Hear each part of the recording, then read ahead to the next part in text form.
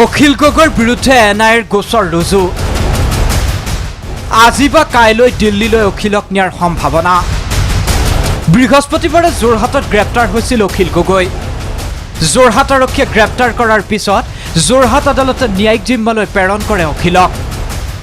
19 ডিচেম্বৰত আদালতত আৰক্ষীয়ে পুনৰ হাজিৰ কৰাব লাগিব অখিল গগৈ ইয়াৰ মাজতে অখিলৰ বিৰুদ্ধে জাপি দিয়া হয় ৰাষ্ট্ৰদ্ৰোহৰ গোচৰ ডিব্ৰুগড়ত সংঘটিত হিংসাত্মক কাৰ্যকলাপত জড়িতৰ অভিযোগত NIAই গোচৰ ৰুজু কৰি দেওবাৰে ডিব্ৰুগড়লৈ নিব অখিল গগৈ আৰু ডিব্ৰুগড়ৰ পৰা দিল্লীলৈ অখিলক নিয়াৰ সম্ভাৱনা আছে অখিল গগৈক অবিলম্বে মুক্তি দিব লাগে তেওঁ গণতান্ত্ৰিক আন্দোলনৰ হৈ এটা আহ্বান দিছিল সেইটো সকলো নাগৰিকৰ এইটো অধিকাৰ আছে বৃহস্পতিবাৰে যোৰহাট আৰক্ষীয়ে লক্ষ্যজিৎ গগৈ মানস কোঁৱৰ দিব্যজ্যোতি শৰ্মা সহ কৃষক মুক্তিৰ 10 জনক আটক কৰিছিল একেদৰে শুকুৰবাৰে গুৱাহাটীত আৰক্ষীয়ে গ্ৰেপ্তাৰ কৰে কৃষক মুক্তিৰ ধৈৰ্য কোঁৱৰ বিটু সোণোৱাল সহ আন 2 সদস্যক সেইদিনাখন আপোনালোকে যদি টিভিৰ আগত আসতে দেখিছে অখিল গগৈ শান্তিপূৰ্ণভাৱে যোৰহাটত মানুহখিনিক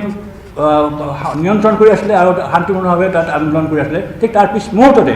অখিল গগৈক গ্ৰেপ্তাৰ কৰি লৈ গ'ল তেওঁলোকে ভাবিছে যে আমি এনেকেই আন্দোলনটোক মষিমূৰ কৰিম এইবাৰ কোনো বিশেষ সংগঠনৰ নেতৃত্বত অসমৰ মানুহ ওলাই অহা নাই এইবাৰ অসমৰ মানুহ স্বতঃস্ফূৰ্তভাৱে অন্তৰৰ আহ্বানত নিজৰ বিবেকক সুধি ৰাজপথলৈ ওলাইছে ইফালে কেব বিৰোধী আন্দোলনত জড়িত থকাৰ অভিযোগত গ্ৰেপ্তাৰ হোৱা কৃষক মুক্তিৰ নেতাসকলক শীঘ্ৰেই মুক্তি দিবলৈ বিভিন্ন পক্ষই দাবী উত্থাপন কৰিছে এটা ড্ৰেকনিয়ান আইন প্ৰয়োগ কৰি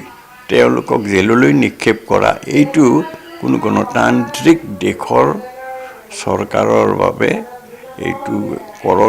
এইটো এটা উচিত কাৰ্য কেতিয়াও হোৱা নাই চৰকাৰৰ পুলিচ প্ৰশাসনে যি দমন নীতি অৱলম্বন কৰিছে সেই দমন নীতি অতি শীঘ্ৰে বন্ধ কৰিবৰ কাৰণে আমি অসম জাতীয়তাবাদী যুৱ ছাত্ৰ পৰিষদে দাবী উত্থাপন গ্ৰেপ্তাৰ হ'ল আলফা নেতা জিতেন দত্ত